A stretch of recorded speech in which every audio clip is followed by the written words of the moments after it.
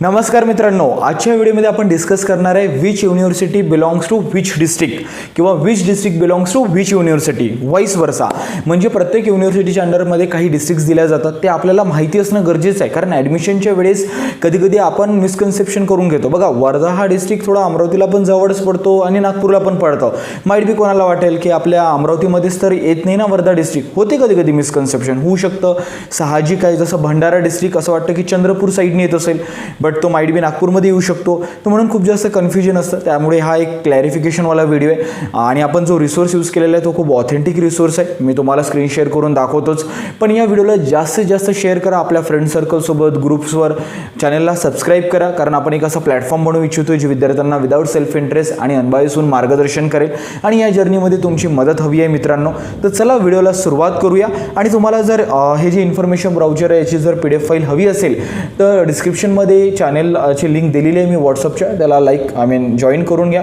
तुम्हाला ही पूर्ण इन्फॉर्मेशन ब्राउचरचे जवळपास 200 पेजेस आहे ते मिळून जाणार, काही अडचण नाही त्याच्यामध्ये. तर चला व्हिडिओला सुरुवात करू. ते तुम्ही बघू शकता, हा जो रिसोर्स आहे government of Maharashtra state common entrance test cell यांचं इन्फॉर्मेशन ब्राउचर आहे. आणि अकॅडमिक इयर आहे 2024-2025, म्हणजे करंट अकॅडमिक इयर जे चालू आहे ते. आणि आता याच्यामध्ये दोन त्यांनी डिवाईड केलेलं आहे, फुल टाईम अंडर ग्रॅज्युएट कोर्सेस कोणकोणते इलिजिबल आहे किंवा कोणत्या डिग्रीसाठी आहे, आणि सेकंड आहे पोस्ट ग्रॅज्युएट कोर्सेस. तिथे तुम्ही बघू शकता engineering, hotel management, bachelor of planning, bachelor of design, architecture, B pharma. तसंच पोस्ट ग्रॅज्युएटमध्ये तुम्ही ते बघा MBA, MTech, हॉटेल मॅनेजमेंटचे जे PG कोर्सेस असतात, MCA वगैरे, MPharm वगैरे, इथे सगळ्या गोष्टी त्यांनी मेन्शन केलेल्या आहे. आता आपण थोडं खाली याला स्क्रोल करूया.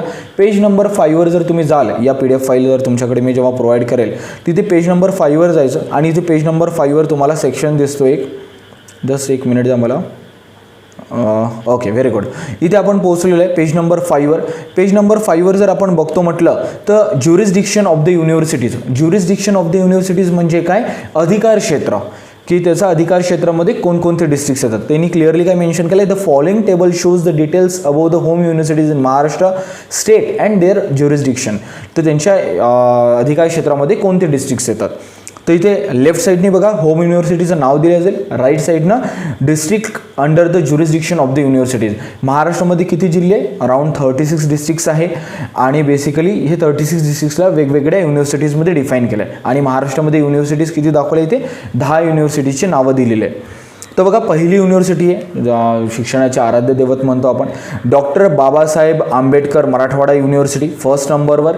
आणि कोणकोणते डिस्ट्रिक्ट्स त्याच्या अंडरमध्ये येतात? छत्रपती संभाजीनगर, बीड, जालना आणि धाराशिव हे डिस्ट्रिक्ट्स या युनिव्हर्सिटीच्या अंडरमध्ये येतात. सेकंड युनिव्हर्सिटीज आहे स्वामी रामानंद तीर्थ मराठवाडा युनिव्हर्सिटी नांदेड. याच्या अंडरमध्ये कोणकोणते युनिव्हर्सिटीज डिस्ट्रिक्ट्स येतात? हिंगोली, लातूर, नांदेड, परभणी. थर्ड आहे मुंबई युनिव्हर्सिटी. याच्या अंडर कोणकोणते डिस्ट्रिक्ट्स येतात? मुंबई सिटी, मुंबई सबर्बन, रत्नागिरी, रायगड, पालघर, सिंधुदुर्ग, ठाणे हे डिस्ट्रिक्ट्स येतात. फोर्थ कोणती युनिव्हर्सिटी आहे?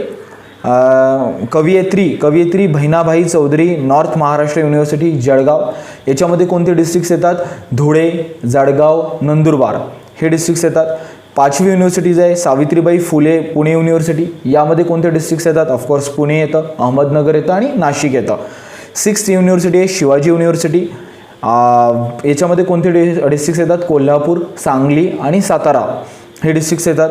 सेवन्थ युनिव्हर्सिटी आहे पुण्यश्लोक अहिल्याबाई होळकर सोलापूर युनिव्हर्सिटी. यामध्ये एकच डिस्ट्रिक्ट येतो, तो म्हणजे सोलापूर. नंतर आठवी युनिव्हर्सिटी संत गाडगेबाबा अमरावती युनिव्हर्सिटी. यामध्ये डिस्ट्रिक्ट्स येतात अकोला, अमरावती, बुलढाणा, वाशिम आणि यवतमाळ हे डिस्ट्रिक्ट्स येतात. नाईन्थ युनिव्हर्सिटी आहे राष्ट्रसंत तुकडोजी महाराज नागपूर युनिव्हर्सिटी, ज्याला RTM युनिव्हर्सिटीज पण म्हणतात.